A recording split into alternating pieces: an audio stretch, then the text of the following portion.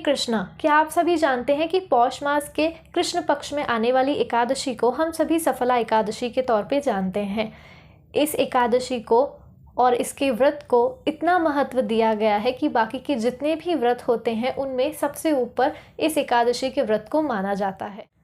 आज के दिन के व्रत को जो भी व्यक्ति अपनी पूरी निष्ठा के साथ, पूरी भक्ति के साथ करता है, भगवान विष्णु की सेवा करता है, उसे भौतिक जगत में भी सुख की प्राप्ति होती है और आखिर में आध्यात्मिक लोक की प्राप्ति होती है। चलिए हम इस वीडियो में सफला एकादशी की व्रत कथा जानते हैं। चंपक नगरी नाम की एक नगरी हुआ करती थी जहां माहिष्मति नाम के राजा राज्य करते थे। उनके 4 पुत्र थे, परंतु उनका सबसे बड़ा पुत्र जो था, जिसका नाम लुम्पक था, वो बहुत ही दुराचारी था।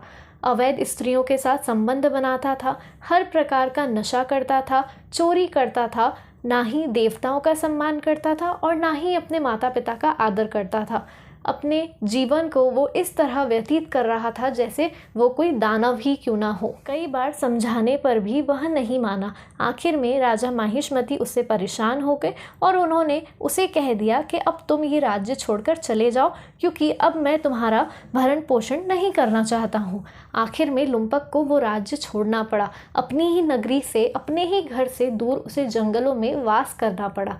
लेकिन फिर भी उसकी दुराचारी वाली प्रवृत्ति गई नहीं। उसने वहाँ जंगलों में भी मांसाहार नहीं, जंगलों में भी कई मासूम वन्य प्राणियों की उसने हत्या करी और उनसे अपना पेट भरा। वो जंगल से भी नगरी की ओर आता और रात्रि में चोरी करके दोबारा जंगल की ओर लौट जाता। समय बीतने के बाद में सफला एकादशी आई। सफला एकादशी के एक दिन पहले दसवीं थी। दसवीं को रात्रि में बहुत ही ज़्यादा ठंड पड़ी और ठंड इतनी थी कि लुम्पक सह नहीं पा रहा था। इस कारण वो सो भी नहीं पाया। एक पेड़ के नीचे रात भर ऐसे ही बैठा रहा।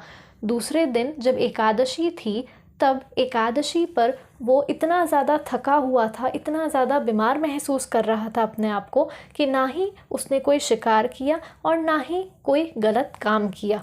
ना ही वो रात्रि में चोरी कर पाया और ना ही किसी का वध कर पाया। इसीलिए वो दिन भर भूखा प्यासा ऐसे ही बैठा रहा।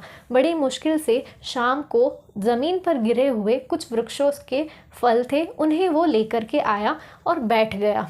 बैठने के बाद पता नहीं उसे क्या हुआ, उसे अपनी गलती का कहीं ना कहीं एहसास हुआ। उसने भगवान हरि को याद किया और उसके जितने भी फल थे वो सभी उसने भगवान हरि को समर्पित कर दिए। यानी कि उसने जाने अनजाने में भगवान श्री हरि नारायण को भोग लगाया, वो भी एकादशी के दिन।